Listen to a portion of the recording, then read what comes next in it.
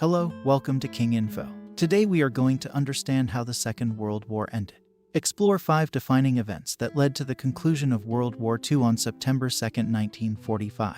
World War II ended 6 years and 1 day after Germany's invasion of Poland on September 1, 1939, sparked the 20th century's second global conflict.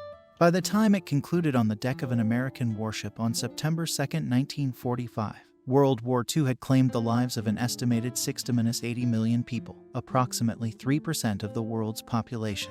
The vast majority of those who died in history's deadliest war were civilians, including 6 million Jews killed in Nazi concentration camps during the Holocaust. Germany employed its blitzkrieg strategy to sweep across the Netherlands, Belgium, and France in the war's opening months and force more than 300,000 British and other Allied troops to evacuate continental Europe from Dunkirk.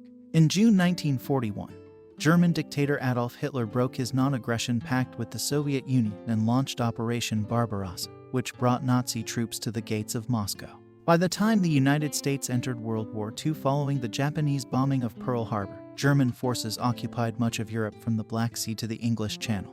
The Allies, however, turned the tide of the conflict, and the following major events brought World War II to an end. 1. The Battle of Stalingrad and Allied invasions shaped the end of wwII.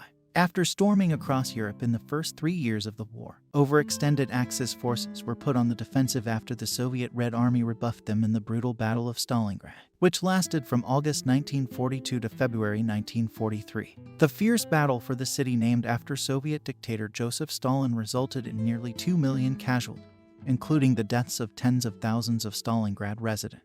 As Soviet troops began to advance on the Eastern Front, the Western Allies invaded Sicily and southern Italy, causing the fall of Italian dictator Benito Mussolini's government in July 1943. The Allies then opened a Western Front with the amphibious D-Day invasion of Normandy on June 6, 1944. After gaining a foothold in northern France, Allied troops liberated Paris on August 25, followed by Brussels less than 2 weeks later. 2. The Battle of the Bulge marks Germany's last standstill of the Bulge soldiers. Germany found itself squeezed on both sides as Soviet troops advanced into Poland, Czechoslovakia, Hungary, and Romania while the Western Allies continued to push eastward. Forced to fight a two-front war with dwindling resources, an increasingly desperate Hitler authorized a last-ditch offensive on the Western Front in hopes of splitting the Allied line. The Nazis launched a surprise attack along an 80-mile, densely wooded stretch of the Ardennes forest in Belgium and Luxembourg on December 16, 1944. The German onslaught caused the Allied line to bulge, but it would not break during 6 weeks of fighting in sub-zero conditions that left soldiers suffering from hypothermia, frostbite, and trench foot. American forces withstood the full might of what was left of Germany's power, but lost approximately 20,000 men in what was their deadliest single battle in World War II. 3. The liberation of concentration camps and Hitler's suicide liberators. After the firebombing of Dresden and other German cities that killed tens of thousands of civilians, the Western Allies crossed the Rhine River and moved eastward toward Berlin. As they closed in on the capital, Allied troops discovered the horror of the Holocaust as they liberated concentration camps such as Bergen-Belsen and Dachau. With both fronts collapsing and defeat inevitable, Hitler committed suicide in his bunker deep below the Reich Chancellery on April 30, 1945.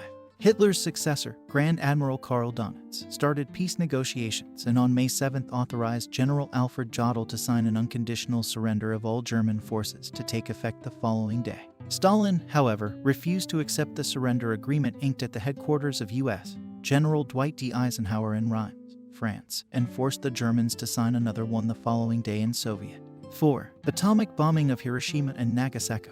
Even after the Allied victory in Europe, World War II continued to rage in the Pacific theater. American forces had made a slow but steady push toward Japan after turning the course of the war with victory at the June 1942 Battle of the Midway.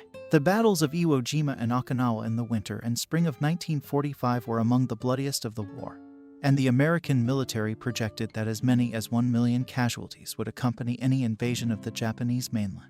Weeks after the first successful test of the atomic bomb occurred in Alamogordo, New Mexico, on July 16, 1945, President Harry Truman, who had ascended to the presidency less than 4 months earlier after the death of Franklin D. Roosevelt, authorized its use against Japan in the hopes of bringing a swift end to the war. On August 6, 1945, the American B-29 bomber Enola Gay dropped an atomic bomb on the manufacturing city of Hiroshima, immediately killing an estimated 80,000 people.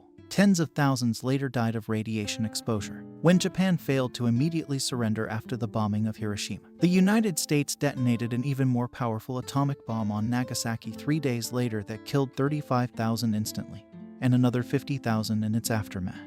5. Soviets declare war and Japan surrenders. In addition to the bombings of Hiroshima and Nagasaki, Japan came under increasing pressure when the Soviet Union formally declared war on August 8 and invaded Japanese-occupied Manchuria in northeastern China. With his imperial council deadlocked, Japan's Emperor Hirohito broke the tie and decided that his country must surrender. At noon on August 15, the emperor announced Japan's surrender in his first-ever radio broadcast. On September 2nd, World War II ended when U.S. General Douglas MacArthur accepted Japan's formal surrender aboard the U.S.